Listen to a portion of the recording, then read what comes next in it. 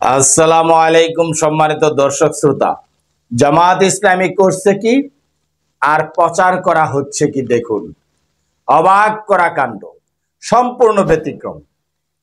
দেখুন, বাংলাদেশ জামাত ইসলামী বাংলাদেশের জনপ্রিয় একটি ইসলামিক রাজনৈতিক দল।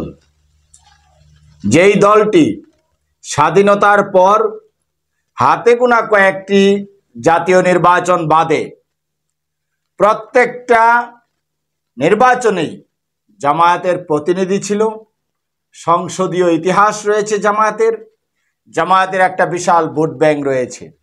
আপনারা দেখেছেন সাম্প্রতিক জামায়াতের নিবন্ধনকে কেড়ে নেওয়া হয়েছে, কিন্তু জামায়াতের রাজনীতি করতে কোনো বাধা নাই। আইনজীবীরা বলেছেন জামাত রাজনীতি করতে পারবে, মিছিল মিটিং করতে পারবে। বাংলাদেশে কয়টা নিবন্ধিত রাজনৈতিক দল আছে বলেন? যাদের নিবন্ধন নাই তারা তো রাজনীতি করছে, তারা তো মিছিল মিটিং সভা সমাবেশ সবই করছে। তাহলে জামাত ইসলামী কেন করতে পারবে না? জামাতকে তো আপনারা নিষিদ্ধ করেন নাই। এখন জামাত ইসলামী তাদের গ্রেপ্তার, জামাত ইসলামীর নেতৃবৃন্দকে অন্যায়ভাবে গ্রেপ্তার করা হয়। এই গ্রেপ্তার এড়ানোর স্বার্থে জামাত ইসলামী যখন ঘরোয়া প্রোগ্রামগুলো করে, ঘরোয়া বৈঠকগুলো করে, সেখানেও গ্রেপ্তারের অভিযান চালানো হয়, গ্রেপ্তার করা হয় এবং নাম দেয়া হয় তারা নাশকতার পরিকল্পনা করছিল, যার কারণে গ্রেপ্তার করা হচ্ছে। স্বাধীনতার পর থেকে এখন পর্যন্ত জামাত ইসলামী কোনো নাশকতার পথ বেছে নিয়েছে? আমার তো মনে হয় না। কারণ জামাত ইসলামী সুশৃঙ্খল, নিয়মতান্ত্রিক এবং গণতান্ত্রিক একটি রাজনৈতিক দল, যারা গণতান্ত্রিক পন্থায় ক্ষমতার পরিবর্তনে বিশ্বাস করে, যারা উগ্রতায় বিশ্বাস করে না, সহিংসতায় বিশ্বাস করে না। তাহলে তারা নাশকতার পথ কেন বেছে নিবে? জামাত ইসলামী যদি নাশকতার পথ বেছে নিত তাহলে এই একটা সরকার দীর্ঘদিন ধরে ক্ষমতায় বসে আছে, তারা কি ক্ষমতায় থাকতে পারত?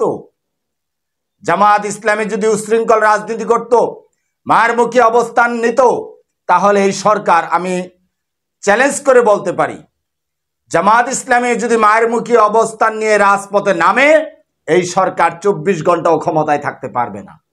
জামাত ইসলামী একটা সহনশীল, উদার রাজনৈতিক দল। তারা গণতান্ত্রিক পন্থায় ক্ষমতার পরিবর্তনে বিশ্বাস করে, উগ্রতায় তারা বিশ্বাস করে না, মায়েরমুখী অবস্থানে তারা বিশ্বাস নয়। এরপরেও গ্রেপ্তার করে আপনারা দেখেছেন আশুলিয়ায় 22 জন জামাত ইসলামের নিরীহ নেতাকর্মীদের গ্রেপ্তার করা হলো। তারা একটা হোটেলে প্রোগ্রাম করছিলেন, সেই প্রোগ্রাম থেকে গ্রেপ্তার করে বলা হলো তারা নাশকতার কোনো পরিকল্পনার অংশ হিসেবে এই প্রোগ্রামটি করছেন কিনা সেটা খতিয়ে দেখা হচ্ছে। প্রিয় দর্শক শ্রোতা, আসলে এগুলো মূল উদ্দেশ্য নয়। মূল উদ্দেশ্য হচ্ছে জামাত ইসলামীকে গ্রেপ্তার করার মধ্য দিয়ে একটি মহল চাচ্ছে বাংলাদেশের ইসলামকে মিটিয়ে দেওয়ার জন্য, বাংলাদেশের ইসলামকে দমিয়ে দেওয়ার জন্য, বাংলাদেশের ইসলাম যেন মাথা চাড়া দিয়ে উঠতে না পারে, রাষ্ট্রীয়ভাবে যেন ইসলাম কায়েম হতে না পারে, সেটা বাধাগ্রস্ত করার জন্যই একটি মহল বাংলাদেশের এই সর্ববৃহৎ একটি ইসলামী শক্তিকে নিয়ে এভাবে বারবার নাটক মনস্থ করছেন। এটা দেশের মানুষ বুঝে গেছে। দেশের মানুষ জানে জামাত ইসলামী মানেই একটা ব্র্যান্ড, জামাত ইসলামী মানেই একটি ভালো ইসলামিক রাজনৈতিক দল। যার কারণে আজকে যদি বাংলাদেশে তত্ত্বাবধায়ক সরকার বলেন, কেয়ারটেকার সরকার বলেন বা নির্বাচনকালীন সরকার বলেন, যাই বলেন, নিরপেক্ষ একটা সরকারের অধীনে যদি নির্বাচন হয়, তাহলে সেই নির্বাচনের মধ্য দিয়েই বুঝতে পারবেন এতদিন জামাত ইসলামীকে নির্যাতন করার কারণে আপনারা এরকম একটি সুষ্ঠু নির্বাচন দিন, তাহলে বুঝতে পারবেন জামায়াতের জনমত আজকে কতটুকু বেড়েছে। জামাত ইসলামের সমান আসনও তারা পাবে না, সমান সিটও তারা পাবে না, বরঞ্চ সুষ্ঠু নির্বাচন হলে তাদের চেয়ে জামাত ইসলামী আরো বেশি আসন পাবে সারা বাংলাদেশে। কাজেই জামাত ইসলামী এখন একটা জনপ্রিয় রাজনৈতিক দল। যেখানে মানুষ বিপদগ্রস্ত সেখানেই সর্বপ্রথম ঝাঁপিয়ে পড়ছে জামাত ইসলামের নেতাকর্মীরা। জামাত তো বলেছেই, জামাত কর্মী মানেই সমাজকর্মী। তারা সমাজ উন্নয়নে, মানুষের দুর্দিনে দুর্দশায়, আপদে বিপদে সর্বপ্রথম তারা তাদের ভূমিকা পালন করছেন।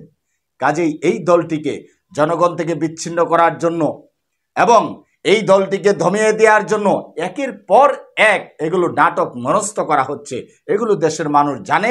কাজেই এই 22 জন 24 জন 25 জন গ্রেপ্তার করে জামায়াতকে থামানো সম্ভব নয়। 1,08,000 জামাত শিবির মিলিয়ে নেতাকর্মীদের গ্রেপ্তার করে রিমান্ডে নিয়ে নির্যাতন করে যেই দলকে থামানো সম্ভব হয়নি, শীর্ষ নেতৃবৃন্দকে ফাঁসিতে ঝুলিয়ে যেই দলটিকে থামানো সম্ভব হয়নি, আর এই 22 জন 25 জন নেতাকর্মী গ্রেপ্তার করেও এই দলটিকে থামানো সম্ভব হবে না।